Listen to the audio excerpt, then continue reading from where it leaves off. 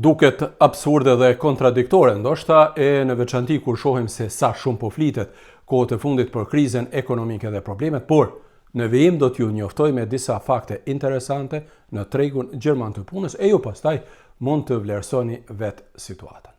Shumë kompani në Gjermani janë duke shkurtuar vende të punës dhe për këtë ju kam njoftuar, në veçanti në sektorin për shembull të automjeteve dhe në disa deg të industrisë. Papunësia në Gjermani është diku rreth 6.2%, që do të thotë se rreth 2.9 milion njerëz në Gjermani në tetor kanë qenë të papunë. Por me që të dashur të kuptohemi, Gjermania edhe më tej ka nevojë për fuqi të kualifikuar punëtore dhe atë për fuqi të kualifikuar edhe nga vendet e tjera. Në përgjithësi, sipas të dhënave të Agjencisë për Punë në Gjermani, në këtë vend ka pasur në tetor të vitit 2025 623.000 vende të lira pune, që është diku rreth 66.000 vende më pak se një vit më parë, por megjithatë konsiderohet se Gjermania ka nevojë për shumë punëtor, në veçanti për punëtor të kualifikuar, pra punëtor me kualifikime dhe diploma të ndryshme. Sipas një studimi të publikuar sot me 26 nëntor 2025, gjermanisë kanë munguar në tetor plot 128.500 punonjës në sektorin e ashtu quajtur MINT, që do të thotë në matematikë, në shkenca kompjuterike, shkenca natyrore dhe në teknologji. Studimin e ka bërë Instituti Ekonomik Gjerman, shkurt IV, i cili konsiderohet si një prej instituteve më kredibël në këtë vend dhe instituteve më të njohura, besoj se keni dëgjuar dhe ju.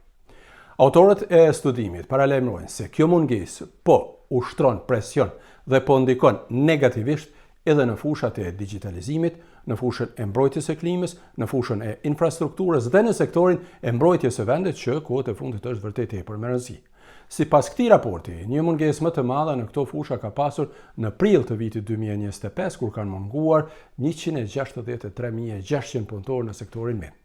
Aktualisht Gjermanisë mungojnë afërsisht 93.500 punëtorë të kualifikuar me trajnime profesionale. Përveç kësaj, në tetor kanë munguar edhe rreth 40.800 të diplomuar universitarë në këto fusha, si dhe rreth 14.200 specialistë dhe mjeshtra të ndryshëm në artizanate dhe teknikë.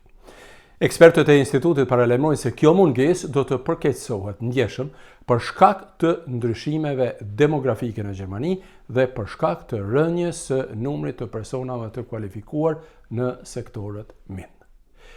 E kjo gjendje do të përkeqësohet në momentin kur Gjermania të fillojë të këndellet dhe të investojë edhe më shumë në ekonomi, pra kur do të shihet se sa e domosdoshme në fakt është fuqia e kualifikuar punëtore e unë ju kam njoftuar më parë që Gjermania planifikon brenda 2-3 vitesh të investojë diku rreth 500 miliard euro vetëm në infrastrukturë. Këto profesione janë të domosdoshme për rimëkëmbjen dhe për zhvillimin ekonomik, ndryshe gjithmonë shtrohet edhe ajo pyetja e punësimit të personave me origjinë të huaj në këto fusha dhe kjo me siguri që ju intereson më së shumti. Në fushat MINT kanë punuar rreth 153.000 emigrant në vitin 2022, të cilët kanë kontribuar gjatë vitit 2021 me plot 14.6 miliard euro në prodhimin ekonomik të Gjermanisë. Ndaj, autorët e studimit rekomandojnë që të krijohen pra kushte edhe më të mira për punësimin e ekspertëve me origjinë të huaj në këto fusha, por për mbetjen e tyre po ashtu duhet krijuar kushte. Por për punëtorët e huaj ka shpesh edhe pengesa, miq të dashur, dhe atë shumë elementare. Sipas studimit të Institutit Ekonomik, rreth gjysma e të gjitha kompanive presin aftësi të avancuara të këtyre punonjësve në gjermanisht, ndërsa vetëm rreth 10% e kompanive pranojnë punonjës pra të huaj me njohuri të bazë të gjermanishtës. Për këtë shkak, autorët e studimit kërkojnë pra nga autoritetet, ndër të tjera kuptohet, procedura më të shpejta për dhënien e vizave të punës, pastaj një zgjerim të kurseve gjuhësore të ofruara së bashku me studimet universitare që ofrohen në këtë vend, si dhe një forcim të kulturës mikpritëse në Gjermani që nuk ka ekzistuar gjithmonë, pra për të tërhequr dhe për të mbajtur këtu sa më shumë talent ndërkombëtar. Këta ekspert gjithashtu theksojnë edhe nevojën për të forcuar arsimin, pra shkollimin në MINT në vetë Gjermaninë, por ky është një proces që me siguri kërkon me vite të tëra angazhim. Po jo, miq të dashur, çfarë mendoni?